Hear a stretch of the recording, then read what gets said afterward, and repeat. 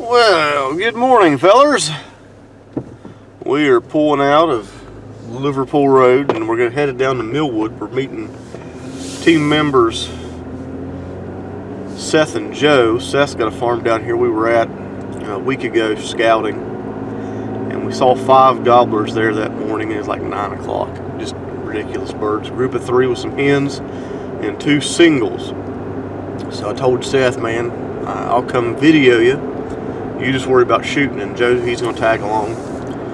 So probably go down there. I don't think all 3 of us could fit in the ground blind. Seth thinks that Joe has a blind big enough for all 3 of us, but man, that'd be like having a little mobile home trailer park down here, a big single wide trailer, and you fit 3 dudes and camera gear and 3 shotguns and all that stuff. But anyhow, we may have to put 2 of them side by side to make us a double wide. But it's going to be a fun morning, fun, exciting morning, I do believe. Second day of West Virginia spring gobbler season, April 17th, and it is 34 degrees, and the wind is probably keeping a steady, I'm going to say probably a 12 or 15 mile an hour right now. So nothing to write home about weather-wise, but I'm hopeful that this hollow is down deep enough and protected enough to where the wind's not going to be a problem for us. I could be wrong, but I think we'll be okay with the wind there. And these birds should just be roosted all around us. And the plan is they're going to hit this pasture field right off the bat, and we'll see what happens. It could be a very exciting hunt, or you never know, man. It's turkey hunting. It could be as boring as all get out and be one of those days that this didn't go as planned, kind of like yesterday. But that's why we get up and chase these crazy things every morning. And that's why we obsess about them all year long, or at least that's why I obsess about them all year long. The plans of what we're going to do different the next day, and if those become fruitful and successful, and what kind of show these birds put on. So we're going to get up here, meet them. It's 4:31 right now. I'm meeting them in about 25 minutes. And we're going to head out, get set up, wait for daylight, and see if we can't get an old bird or 2 cranked up for Seth and Joe. And who knows, if they keep rolling through there like they could, we might just clean the house with 3 of them. Wishful thinking, I know, but hey, you gotta have faith. You gotta have some confidence in what's about to happen and believe in it. And I believe we got a good chance of having a very special morning up there today.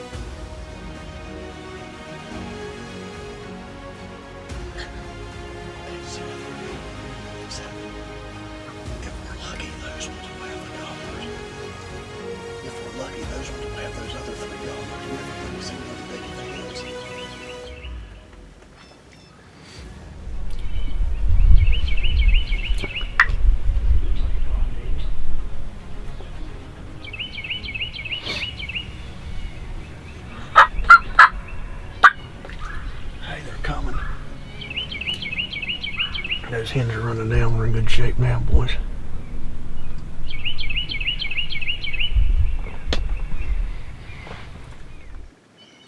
Seth, I want him, so you shoot him whenever he gets up here.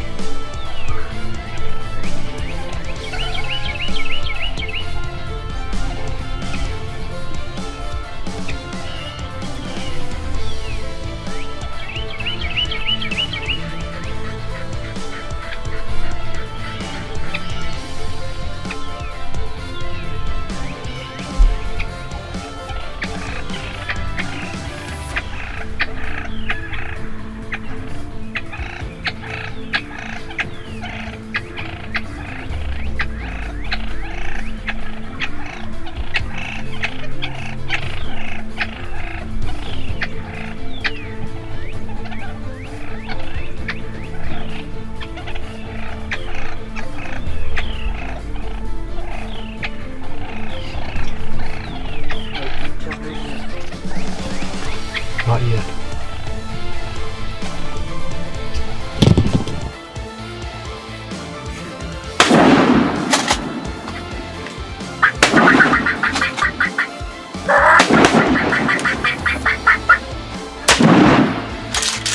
Got him.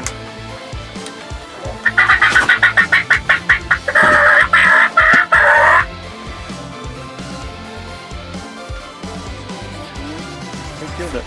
All three of us, I think.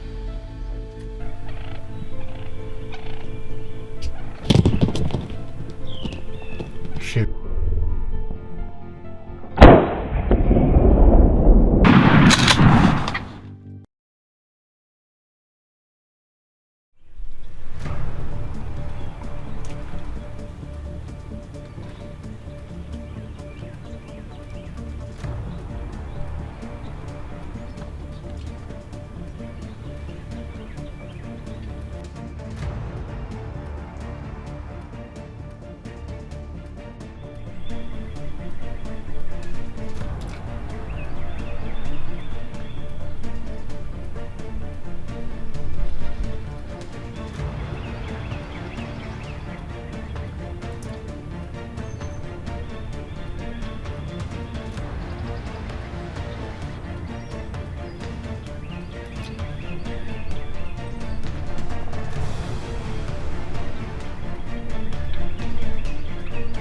Joe, shoot.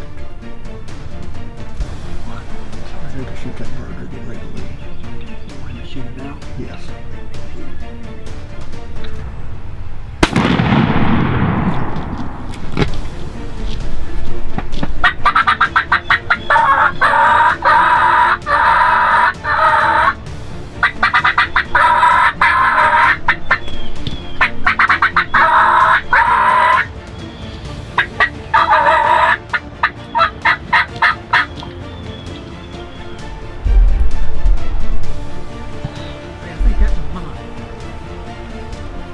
No, I don't think so.